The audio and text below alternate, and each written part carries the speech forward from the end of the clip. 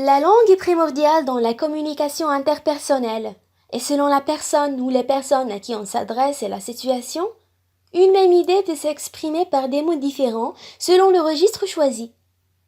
En français, on distingue trois registres de langue, le registre familier, le registre courant et le registre soutenu. Nous faisons recours au registre familier lorsqu'on parle à des proches, avec des amis, des camarades ou des membres de famille, ou tout simplement lorsqu'il s'agit des conversations non formelles.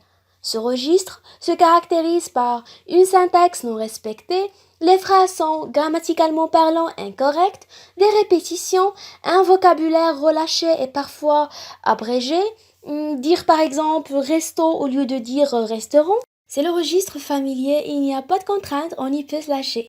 Soit la phrase suivante, Burk, c'est dégueulasse. L'interjection Burk et l'adjectif dégueulasse font partie d'un vocabulaire très familier. Ou par exemple, je regarde la télé.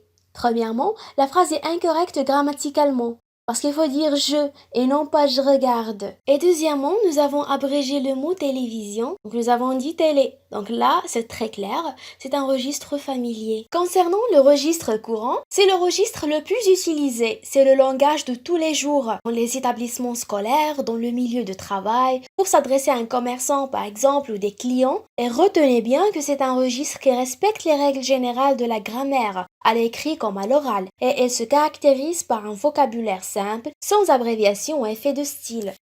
À titre d'exemple, je vais reprendre les phrases citées dans le registre familier.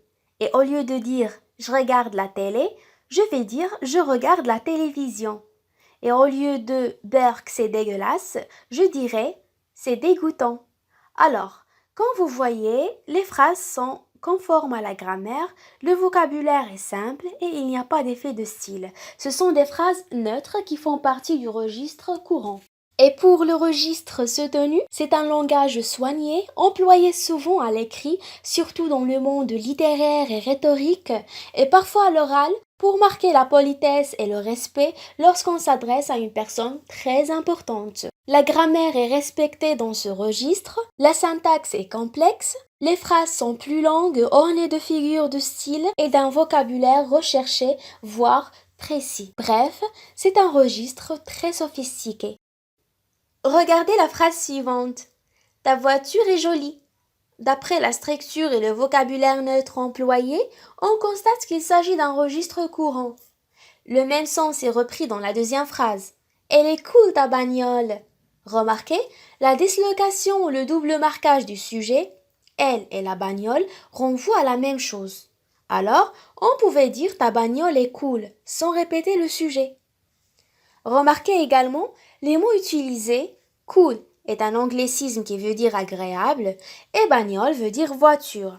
Les deux mots font partie d'un vocabulaire familier. Il s'agit donc d'un registre familier. Maintenant, essayons de s'exprimer par le biais du registre soutenu. Tout d'abord, je vais opter pour le vouvoiement pour valoriser mon interlocuteur et montrer son respect. Je vais dire votre au lieu de ta. Puis, je vais essayer d'utiliser un vocabulaire recherché. Je remplace voiture par véhicule et cool par beau. Je fais bien sûr attention à la structure grammaticale de la phrase et comme nous l'avons dit, la longueur de la phrase est caractéristique du registre soutenu. Alors, ajoutons un adverbe. La phrase en résulte est la suivante. Votre véhicule est extrêmement beau.